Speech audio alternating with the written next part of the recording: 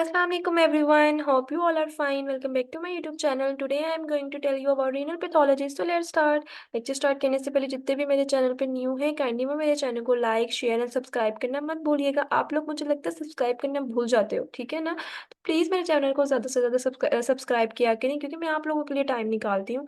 मैं बहुत देर के बाद वीडियो अपलोड कर रही हूँ। बहुत ज़्यादा बिजी होती हूँ, इस वजह से नहीं टाइम मिलता। बट मैं बहुत ज़्यादा कोशिश करती हूँ कि मैं आप लोगों के लिए थोड़ा बहुत टाइम निकालूँ। तो ये लास्ट टाइम मैंने ये रीनल पे अल्ट्रासाउंड पे लेक्चर अपलोड किया था, उसका कुछ पार्ट रह गया था, वो आज मैं आपसे डिस्कस करूँगी। और सेकंड इम्पॉर्टेंट थिंग, सबको बहुत बहुत ज़्यादा रमज़ान मुबारक। आप सबके रोज़े कैसे गुजर रहे हैं मुझे कमेंट सेक्शन में ज़रूर बताएं। मेरा तो अल्हम्दुलिल्लाह रोज़े बहुत अच्छे गुजर रहे हैं। तो आज का अब लेक्चर स्टार्ट करते हैं। Renal pathologies. सबसे पहले आ जाता है रीनल स्टोन। अब रीनल स्टोन हमें क्या पता है कि रीनल स्टोन जो है वो हमें किडनी में नज़र आते हैं, ठीक है? तो अब किडनी में किस तरह से स्टोन की अपीयरेंस होती है ये भी मैं आपसे बहुत अच्छे से डिटेल से डिस्कस कर चुकी हूँ। हाइपरइक्विक हमें नज़र आएँगे, उसके पीछे एकॉस्टिक शेडोइंग होंगी। अब हम रीनल में स्टोन सिंगल भी हो सकते हैं, मल्टीपल भी हो सकते हैं। ये देखिए ये सिंगल स्टोन्स हैं, ठीक है? ये सिंगल हैं और ये हमें मल्टीपल स्टोन्स नज़र आ रहे हैं। ठीक हो गया? अब यूरिटेरिक कैल्कुलाई भी हो सकता है, ठीक है? जिसकी वज़ह से हाइड्रोनेफ्रोसिस कॉज़ हो सकती है, माइल्ड भी हो सकती है, वो मॉडरेट भी हो सकती है और सीवियर भी हो सकती है। ठीक हो गया? ये देखें ये यूरेटर में स्टोन है, इसमें माइल्ड हाइड्रोनेफ्रोसिस कॉज़ की हुई है। ये देखें ये जंक्शन पे स्टोन है, ठीक हो गया? ये बिल्कुल किडनी के नियर पड़ा हुआ स्टोन, ठीक है? यूरेटर में, प्रॉक्सिमल यूरेटर जिसे कहेंगे हम। नेक्स्ट आ जाता है रीनल मेसिस। अब देखिए रीनल मेसिस जो है ना वो 2 तरह से होते हैं, ठीक है? ये ट्यूमर है जो अब नॉर्मल ग्रोथ करवाते हैं किडनी की। अब बिनाइन होते हैं और सेकंड वन मैलिग्नेंट। अब जो बिनाइन होते हैं ना वो कैंसरस नहीं होते। जो मैलिग्नेंट है ना वो कैंसर कॉज़ करते हैं, मतलब वो कैंसरस होते हैं। अब हम कैसे इन दोनों में मतलब डिफरेंशिएट, अब क्वेश्चन यहाँ पे ये आता है हम दोनों में डिफरेंस कैसे कर सकते हैं कि ये बिनाइन है, ये मैलिग्नेंट है, ठीक हो गया? वैसे तो बहुत कम चांसेस होते हैं, मोस्टली बिनाइन ही होता है, लेकिन कहते हैं ना 1 in 4 kidney masses are benign. Smaller जो मैसेज होते हैं ना अब, वो होते हैं बिनाइन और जो लार्ज मैसेज इस तरह से नज़र आएँगे वो होंगे मैलिग्नेंट। अब बिनाइन और मैलिग्नेंट में डिफरेंस ये है कि जो बिनाइन होते हैं वो बिल्कुल वेल डिफाइंड होंगे, राउंडेड होंगे, उनकी शेप बहुत राउंडेड होगी और उसमें वैस्कुलैरिटी नहीं होगी लाइक दिस। ये देखें ये किडनी बिल्कुल इस तरह से, ठीक है? छोटे-छोटे होंगे वो। और जो मैलिग्नेंट होते हैं ना वो बहुत बड़े मैसेज होंगे, उनकी जो शेप मतलब उनकी जो सरफेस होगी ना वो वेल डिफाइंड नहीं होगी, पुअरली डिफाइंड होगी, इर्रेगुलर मीन्स उसके बॉर्डर्स होंगे, ठीक हो गया? उसमें वैस्कुलैरिटी देखिए बहुत ज़्यादा हाई होगी।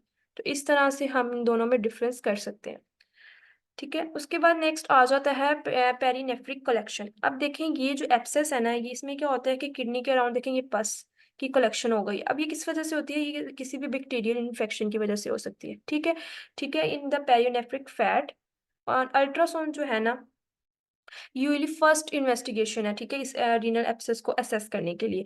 पेरिनेफ्रिक कलेक्शन भी कहते हैं इसे, पाइलोनेफ्राइटिस भी कहते हैं हम लोग, ठीक है? इसकी जो अपीयरेंस है कलेक्शन की वो मोस्टली हाइपोइक्विक एंड मिक्स एक्सोजेनिसिटी भी हो सकती है, डिपेंड करता है कंटेंट क्या है, ठीक है? अब इसमें पेशेंट की प्रेजेंटेशन हमें पता होनी चाहिए। पेशेंट को ऑनसेट फीवर होगा, फ्लैंक पेन होगी, एब्डोमिनल पेन होगी, फटीग होगी, ठीक है? और पेन जो होगी ना वो रेफर करी होगी ग्रॉइन यानी लेग एरिया पे with the extension of infection. अब इसकी हम मैनेजमेंट कैसे करेंगे? हम इन पेशेंट्स को एंटीबायोटिक्स की थेरेपी देंगे, ठीक है? या अगर कहीं पे ज़रूरत पड़ गई, बहुत ज़्यादा एब्सेस हो गई है, तो फिर हम परक्यूटेनियसली ड्रेनेज करेंगे, ठीक है? If necessary. अब कुछ ऐसी नॉर्मल वेरिएंट्स हैं, जिसे सोनोलॉजिस्ट जो होते हैं ना, वो पैथोलॉजी कंसीडर कर देते हैं, जबकि वो नॉर्मल है किडनी में। अब हम इस तरह से ना हम्प न नज़र आएगा, ये देखें। लार्ज किडनी का ये बल्ज मतलब बल्ज नज़र आएगा, जिसकी इकोजेनिसिटी जो होगी ना कॉर्टेक्स के साथ बिल्कुल सेम होगी, ठीक है? तो ये नॉर्मल वेरिएंट्स हैं। इसी तरह से अब वो बल्ज आउटर था, अब ये इंटरनल मतलब अंदर वाली साइड पे, इस तरह से हमें कॉर्टिकल टिश्यू के अंदर इंडक्ट होता हुआ नज़र आएगा, इस तरह से साइनस की फॉर्म में, ठीक है? हाइपरट्रोफिक कॉलम ऑफ बर्टिन, ये भी नॉर्मल वेरिएंट्स हैं। नेक्स्ट आ जाता है डबल कलेक्टिंग सिस्टम। अब डबल कलेक्टिंग सिस्टम भी जो है ना ये यो-यो साइन बन रहा होता है, ये पार्शियल भी हो सकता है और कंप्लीट डुप्लीकेशन भी हो सकती है। तो इस तरह से ये देखें ये की इमेज दिखाई हुई है एक्स-रे की, ठीक है? और ये अल्ट्रासाउंड की, तो हमें ये भी नॉर्मल वेरिएंट्स है, हम इसे पैथोलॉजी कंसीडर नहीं करेंगे। उसके बाद आ जाता है हॉर्सशू किडनी। हॉर्सशू किडनी क्या होता है कि दोनों किडनीज़ आपस में मिल रहे होते हैं और इस तरह से हमें मिड लाइन में भी किडनी, अगर हम प्रॉप रखते हैं तो हमें मिड लाइन में भी किडनी नज़र आती है, ठीक है? तो ये भी नॉर्मल वेरिएंट है। उसके बाद आ जाता है रीनल एक्टोपिया। तो रीनल एक्टोपिया ये होता है कि यानी कि किडनी अपनी जो असल लोकेशन है, मतलब उसकी वहाँ पे नहीं हमें मिलेगी, जिस तरह से ये देखिए हमें ब्लैडर के पास किडनी नज़र आ रही है। तो ये भी नॉर्मल वेरिएंट्स हैं, ठीक हो गया? अब यूनिलेटरल स्मॉल किडनी का साइज़, यानी एक साइड की जो किडनी है उसका साइज़ स्मॉल हो गया। अब उसके कॉजेज़ क्या हो सकते हैं? हमें ये भी पता होने चाहिए। रीनल आर्टरी को स्टेनोसिस हो सकती है, बाय बर्थ भी स्मॉल किडनी मिल सकती है और कंपनसेटरी हाइपरट्रोफी हो सकती है, यानी कि किसी भी स्टोन की वजह से किडनी का साइज़ भी छोटा हो सकता है।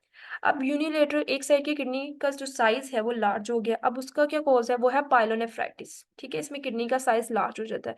अब दोनों साइड की जो किडनी का साइज़ है, अब वो दोनों ही मतलब स्मॉल हो चुके हैं।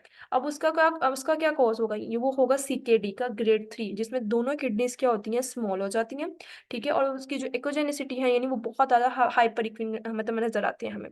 और सेकंड वन आ जाता है एज रिलेटेड। थर्ड आ जाता है मतलब बायलेटरल या लार्ज किडनी हो गई है। अब उसके क्या कॉजेज़ हैं? Early diabetes, acute renal failure, cause इसका है हाइपरटेंशन, डायबिटीज़ और ये हकीमी मेडिसिन्स जो ले रहे होते हैं लोग, उसकी वजह से भी किडनी का जो साइज़ है दोनों का, वो बढ़ जाता है। अब कुछ प्रैक्टिकल टेस्ट मैंने ऐड किए हैं, ये है, ठीक है? स्टोन पड़ा हुआ है, बिल्कुल ही जो हाइड्रोनेफ्रोसिस माइल्ड कॉज़ कर रहा है, ठीक है? पेल्विक यूरिटेरिक जंक्शन पे। उसके बाद ये देखें, ये है ग्रेड 2 और 3 रीनल पैरेनकाइमल चेंज, ठीक है? ये देखें लीवर से किडनी की कोजेनिसिटी कितनी ज़्यादा ये हाइपरेपिक नज़र आ रहा है हमें। नेक्स्ट ये आ जाता है सिस्ट, रीनल सिस्टम, ठीक है? वेल डिफाइन है, देखिए राउंडेड है। उसके बाद ये आ जाता है पाइलोनेफ्रोसिस, ठीक हो गया? किडनी का साइज़ देखें बढ़ गया हुआ है इसमें। अब नेक्स्ट आ जाता है नेफ्रोकैल्सिनोसिस। अब नेफ्रोकैल्सिनोसिस ये क्या होता है बेसिकली? इसमें ये होता है कि इसमें डिपोज़िशन हो जाती है कैल्शियम सॉल्ट की in the middle of kidney, ठीक है? जो हमें एकोजेनिक इसकी अपीयरेंस मिल रही है अल्ट्रासाउंड पे। अब इसके क्या कॉजेज़ हैं? हाइपरपैराथायरॉयडिज़म, ठीक है? मेडुलरी स्पंजी किडनी मिलेगी, रीनल ट्यूबुलर एसिडोसिस, हाइपरविटामिनोसिस हो गई है डी की, ठीक है? और प्राइमरी हाइपोक्सिलिया, यानी हाई कंसंट्रेशन में ना ऑक्सैलेट मिलेगा इन द यूरिन, कंबाइन होगा विद कैल्शियम, जिसके रिजल्ट में मिलेगा कैल्शियम ऑक्सैलेट क्रिस्टल्स की फॉर्मेशन होगी। अब आ जाते हैं ये रीनल कैल्कुलस है with in kidney. Thanks for watching. अगर इस वीडियो से रिलेटेड आप लोगों का कोई भी क्वेश्चन है, आप मुझे कमेंट बॉक्स में लिख के पूछ सकते हैं। और आज मैंने एक इंपॉर्टेंट चीज़ आप लोगों से डिस्कस करनी थी, वो ये थी कि कोई जो भी स्टूडेंट्स मेडिकल इमेजिंग के स्टूडेंट्स हैं, सोनोलॉजिस्ट हैं, और उन्होंने अगर वो अभी मेडिकल इमेजिंग मतलब पढ़ रहे हैं, और ये जिनका ग्रेजुएशन हो चुका है, जिन स्टूडेंट्स का, और उन्हें कुछ समझ नहीं आ रहा कि वो आगे क्या करें, मतलब जिनको अल्ट्रासाउंड में इंटरेस्ट है, उनको मैं एक एग्ज़ाम बताऊँगी, वो बहुत इंपॉर्टेंट एग्ज़ाम है, उससे जॉब के चांसेस बहुत ज़्यादा बढ़ जाते हैं, ठीक हो गया? तो आप लोग अगर उस टेस्ट के बारे में जानना चाहते हैं, तो मुझे कमेंट्स बॉक्स में ज़रूर बताएँ। अल्लाह हाफ़िज़।